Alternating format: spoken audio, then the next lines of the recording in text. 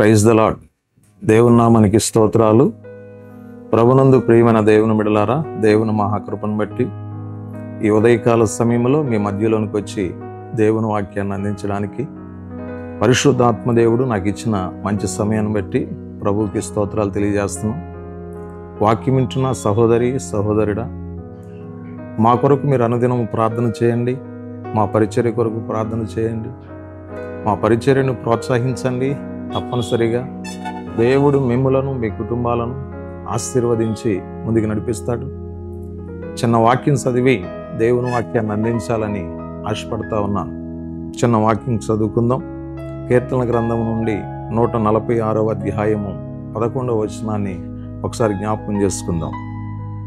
తన యందు భయభక్తులు గల వారి యందు, తన కృప కొరకు కనిపెట్టుకుని వారి యందు యెహోవా ఆనందించువాడై ఉన్నాడు. దేవుడు తన పరిశుద్ధ వాక్యమును దీవించునుగాక.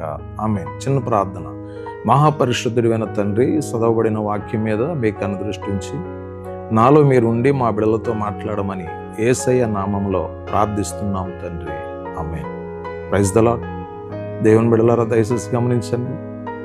దేవుని వాక్యం చెప్తా ఉంది కదా, తన యందు భయభక్తులు గలవారి యందు. దేవుని వాక్యములో మనం చూసినప్పుడు, దేవుని బిడ్డలారా, దేవుని యందు భయభక్తులు కలిగి ఉండాలంటండి.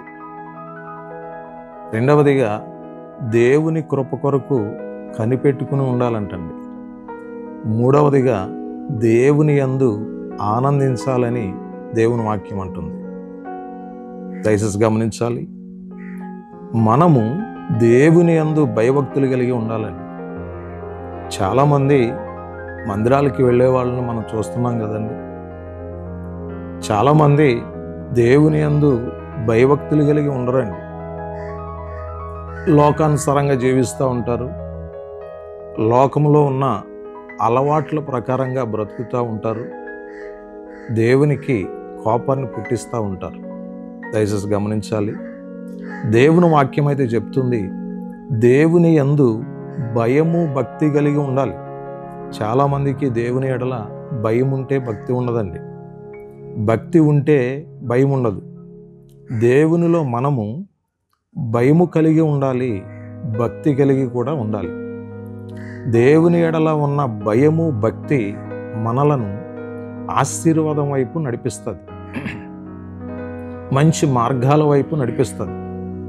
ఆయన కృపను సమృద్ధిగా పరిశుద్ధాత్మ దేవుడు మనకిస్తాడు. ఎవరి యందు ఆయన ఆనందిస్తాడు? ఎవరైతే దేవుని ఎడల భయము కలిగి భక్తి కలిగి ఉంటారో వారంటే దేవునికి చాలా ఇష్టం. ఒకసారి ఆలోచించు. నీ పిల్లలు దేవుని ఎడల భయము భక్తి కలిగి ఉంటున్నారా? ఒకసారి ఆలోచించు.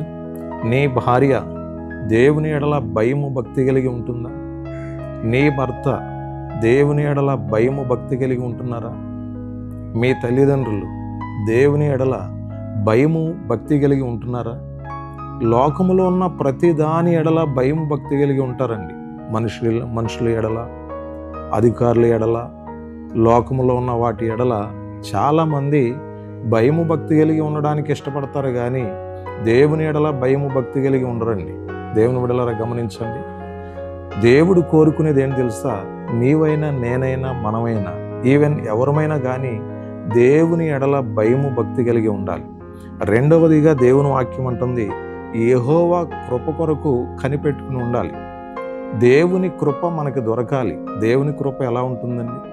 తక్కువ కష్టము, ఎక్కువ లాభము. దేవుని బిడ్డలారా, ప్రతి విషయంలో కూడా దేవుని కృప మనకు ఉండాలి అని అంటే మనం ఎలా ఉండాలి తెలుసా? దేవుని యందు భయభక్తులు కలిగి ఉండాలని దేవుని వాక్యం అంటుంది. అంతేకాదు, దేవుని యందు మనం ఆనందించే వాళ్ళమై ఉండాలి. చాలామంది లోకాన్ని చూసి ఆనందిస్తూ ఉన్నారు. అది అంత మాత్రం మంచిది కాదు. దేవుని యందు మనం ఆనందించుట చేత పరిశుద్ధాత్మ దేవుడు మనల్ని ఆశీర్వదించి ముందుకు నడిపిస్తాడు. ఈరోజు ఒక విషయాన్ని గమనించండి. దేవుని ఎడల భయము భక్తి కలిగి ఉండండి. దేవుని కృప కొరకు కనిపెట్టండి. దేవుని యందు ఆనందించండి. తప్పక పరిశుద్ధాత్మ దేవుడు మిమ్మల్ని ఆశీర్వదించి ముందుకు నడిపిస్తాడు. నీ కొరకు, మీ కొరకు నేను ప్రార్థన చేస్తున్నాను. తలలు వంచండి, ప్రార్థన చేసుకుందాం.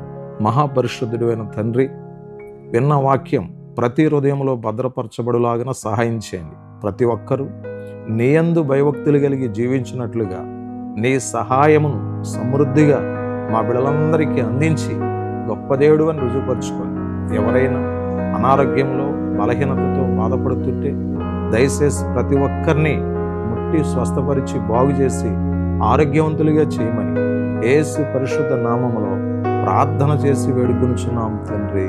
ఆమేన్. God bless you. అందరికీ వందనాలమ్మ.